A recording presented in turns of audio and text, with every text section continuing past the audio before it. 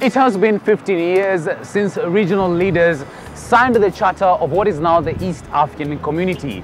What lessons have the leaders learned from the initial EAC to chart the way forward for the region? We're glad you tuned in to East African Voices. I'm your host, Laban Clifford Serio, right here in Nairobi.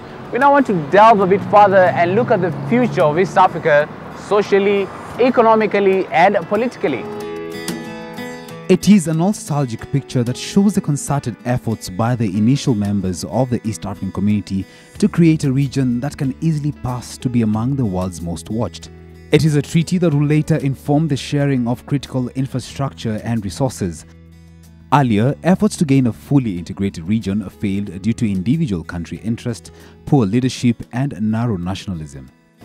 Then the decision-making process in the defunct East African Community was also disadvantageous because there was a veto mechanism in decision-making process at ministerial and even at the summit level. One could torpedo decision made by others by exercising the veto vote. With these lessons in mind, what is the future of East Africa? Can East Africans learn from past occurrences to forge a bright future ahead? The leaders have got a responsibility to ensure that they continue to cooperate with one another or each other to realize the benefits of integration and transformation of a regional setup like East Africa. Without political will, you can't achieve much. So they owe us, the heads of state, that strong determination for us to achieve the benefits of regional integration and transformation in our development process. Setting up a business in East Africa has been a difficult process in the past, but it is now becoming easier. Rwanda is leading the way in the adoption of ICT to hasten registration. We defined a purpose for ourselves and a shared purpose. That was really what kick-started some of the progress that you see today. We have what we call our Vision 2020. This is really the blueprint, that feeds into everything that we do, on a day-to-day basis. I would say hats off to Rwanda. They are fantastic. They have shown leadership, they've shown how to do it, and I think they're really doing it well. Their execution ability is fantastic. When they plan something out, they really look at the do-how and the know-how, and they get it done. It's a learning for all the other countries, including Kenya, Uganda, and Tanzania. I think we've got to learn from how to get it done.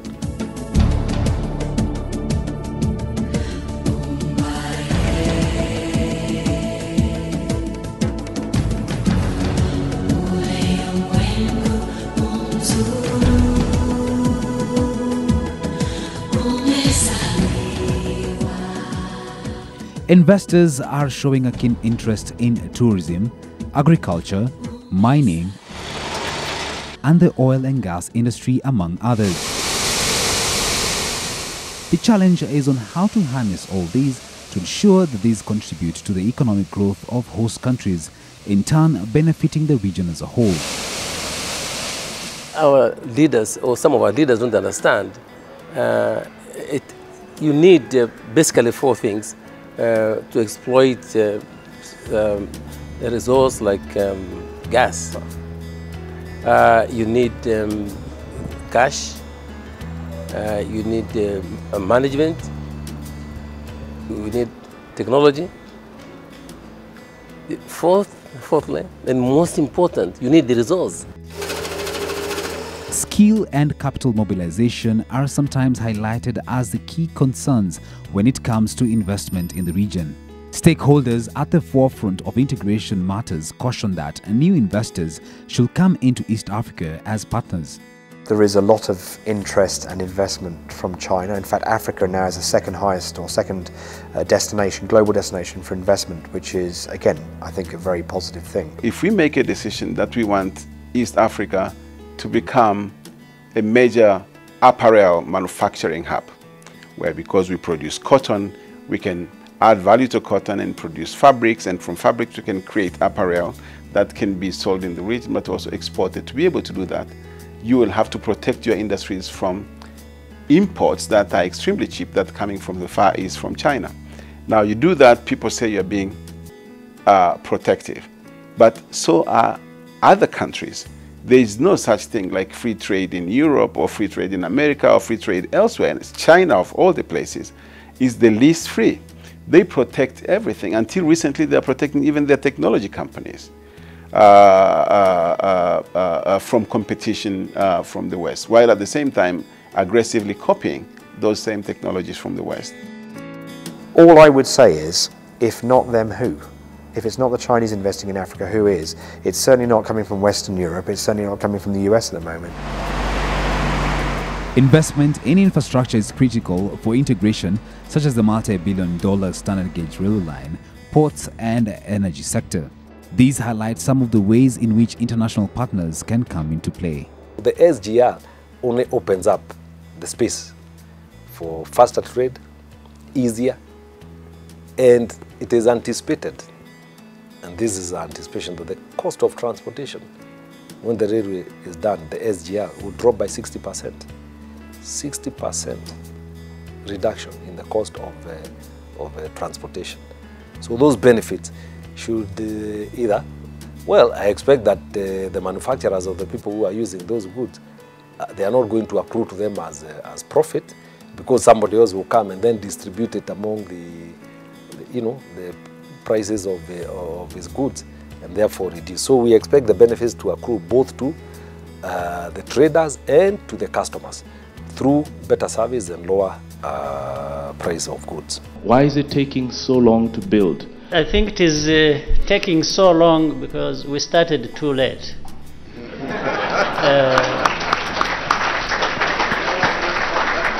So I think many years were wasted. But recently we are trying to do our best to speed up this. The same case applies to the road infrastructure that has over time undergone an upgrade, with the Northern Corridor and a Central Corridor playing critical roles in connecting the hinterland. The upgrade of infrastructure will also increase trade within the region and with the rest of the world. As East Africans, and we've been particularly focused on the Northern Corridor infrastructure area as part of the wider integration, working with Kenya, Uganda, and ourselves, Rwanda, and others who may find it necessary to, be part of that project. The door remains open. The facilitation of transport infrastructure to support high-value trade also gives an opportunity for the growth of small-scale traders. There are still challenges, though. Awareness levels of clearing agents at border points is critical for the achievement of full integration. Wakati wakubwa, watu wa serikali wanapanga vikao Arusha, wanapanga vikao Nairobi, Kampala, Bujumbura, Kigali. Hawa wafanyabiashara hawashirikishwi, hawawakilishwi. Hakuna mtu wao pale awaambie hivi, serikali zetu hizi 5 zimeleta sekura mpya. Unakuja kuona notice tu hapo kwamba kuanzia leo hii kitu italipwa hii italipwa hapa, hii itakwenda huku. Hawa viongozi wetu, mawaziri, principal secretaries, directors wanakutana kwenye vikao kule, wanapanga forum fulani, alafu hiyo forum haiwezi kupata mtiririko ukamfikia mtu wa chini, mfanya biashara, muuza duka la kawaida, mfanya nini. A survey carried out on participation levels showed that most East Africans would like to know more about the regional integration efforts. However, their sense of ownership is still low. We're now going on a commercial break, but when we return, we look at how East Africans can learn from past historical advances to ensure that the future of the East African community is bright. A key example is such as Burundi's rise from the past war-torn years back in the year 1993 to date. Stay with East African Voices.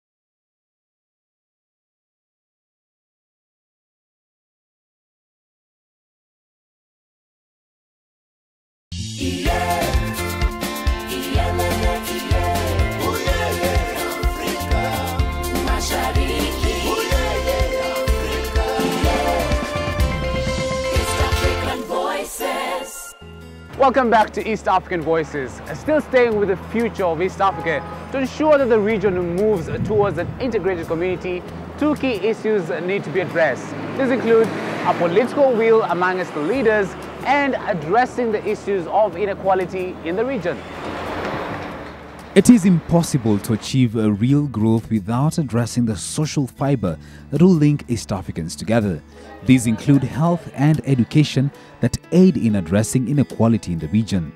At the East African community level, we focus more on higher education, secondary education, tertiary education, university education, and we do have a specialized institution, the East African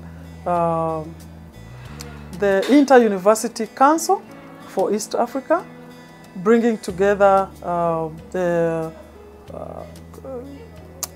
higher education experts within the region, the university chancellors together to discuss on issues of curriculum, issues of fees, issues of quality of services at the higher education level, and employability of our graduates. How do we ensure that our graduates actually study and they are employable? It's not a question of having universities here, graduating people so many every year. What do they go and do? So they should be employable. The inequality trends in the region are worrying, and these have experts calling for a total paradigm shift in the priority areas for leaders in forging one East Africa. There are two types of inequality really, and the inequality that people tend to see most obviously visible is the inequality in people's lifestyles or consumptions, which is a reflection of the inequality in income, you know, what they're earning and what is made up of those earnings. But underlying even that further are the inequalities in opportunities, whether to your inequality in terms of the health or the education, or even the location or gender or disability. All of these things have an impact in your or in one's ability to earn an income, a decent income or not, and therefore live a decent life or not, or a life of excess. In education, Kenya leads its peers with a rate of 85%, followed by Rwanda, Tanzania and Uganda at 70%, 66.8% and 69.4% literacy rates, respectively. Burundi is the worst country in the region when it comes to matters of provision of education, with a literacy rate of 59.3%.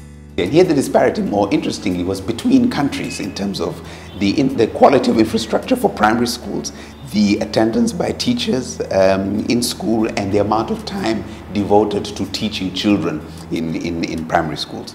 Maternal health support is at the epicenter of policy directives issued by the Secretariat. Women, who make up 60% of the regional population, are the main drivers to address inequality.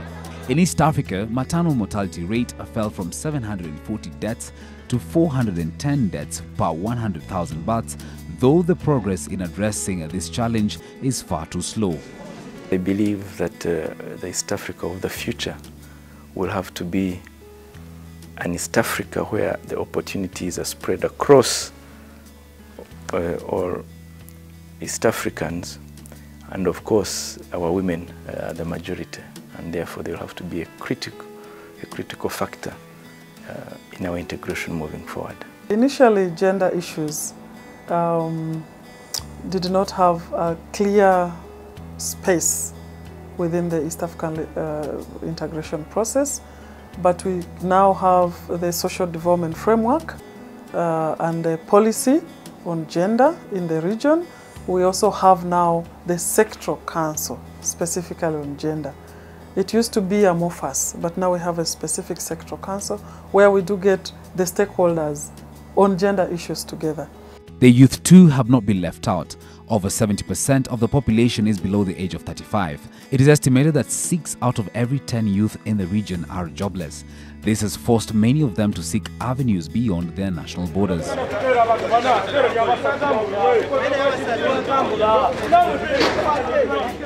I see the integration process going where young people will be the drivers and the engine and the development wave of pushing the development agenda forward. So young people of today, they need to understand that it's their mandate to champion the integration process. They should be part and parcel of this development wave. We cannot sit back and wait for somebody else outside to do it for us. It's our time, and we are the leaders of today who will prepare the future generation.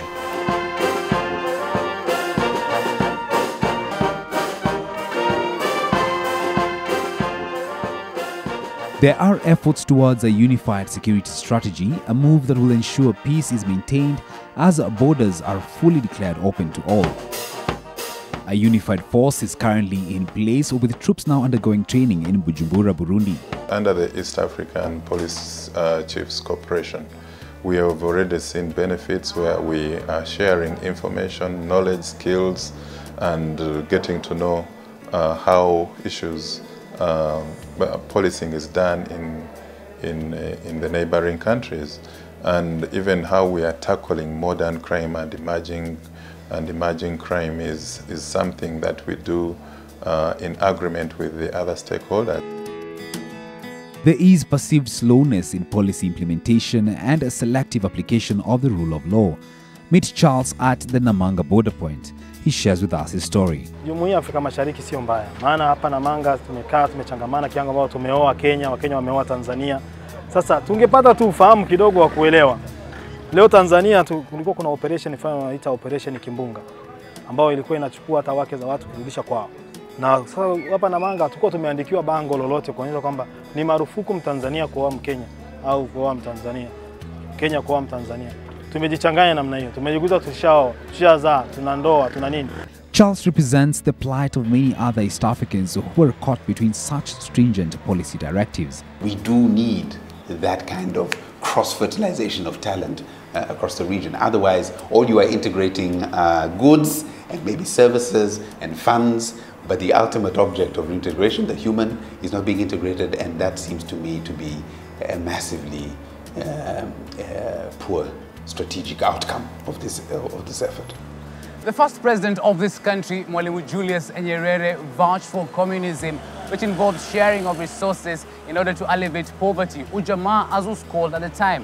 Now imagine if that same initiative is replicated across other East African Community member states to enhance a fully integrated community.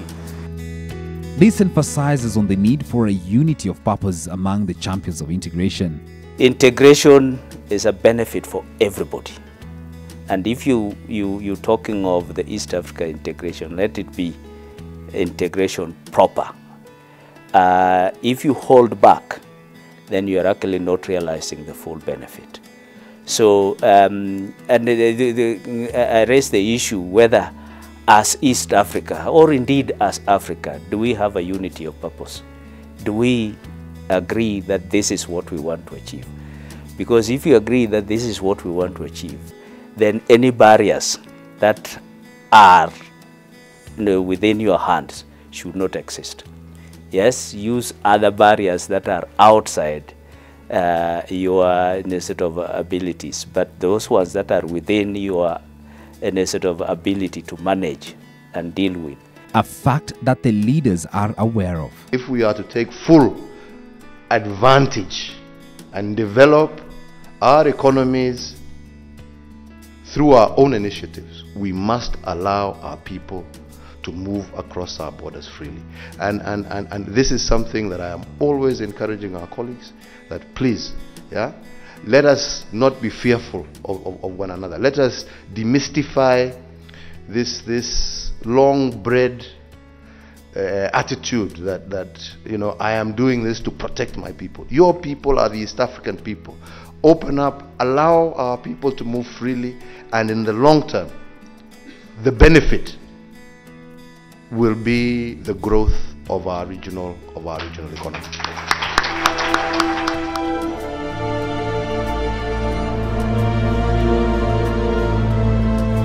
The future of East Africa looks bright. From the political class to the business community and the citizenry at large, this is one region that has got the world excited. Our commitment as East Africans and as East African youth leaders is to engage young people today, to understand and to internalize issues that affect them at the regional level, but also to push the EAC youth policy that young people can engage and understand that they own the rights and freedom as citizens of East Africa. We have a very, very strong base to build the EAC that everybody will admire it. Everybody will admire it. We are really partners. And if we do programs that we have developed by consensus, that we implement willingly because we believe in them, everyone will have his share. For me, the call to government is that whatever has been agreed on, implement. Where you need help from the private sector, we're here. We're willing to help. We're willing to offer our time, our intelligence. We're willing to offer the resources that private sector has, because it is good for the region. And so for the government, for us, it's just to say, move, don't wait. There is still something for the private sector, even as they call upon governments. So my assurance to them is that we want to offer the best level of service. No one has a perfect country. No one has a perfect economy. And I think at the end of the day, we need to steal with pride in a way. Look at what is the best practice out there, what's been successful in Germany, in Israel, in Singapore, in Nigeria, etc., and try and transplant that and adapt it for our own markets. We've got to be humble. The growth prospects are good. They will become better the more integrated and the more faster integrated we are. Integration for the growth of any of our countries today is not an option, it's a must. From our travel across the 5 East African Community member states, I can bear witness of the air of political goodwill surrounding the integration efforts. Now, what needs to be addressed is leaders need to come to the table, sit together and deliberate on issues as one to chart the way forward. And that's why we like to leave it at this week on a look at the future of East Africa. As always, we value your feedback and we'd love to hear from you. Get us through our social media platforms as displayed on your screen, or feel free to write us an email. On behalf of the team that made this production possible, from me right here in Nairobi, till the same time next week, it's goodbye.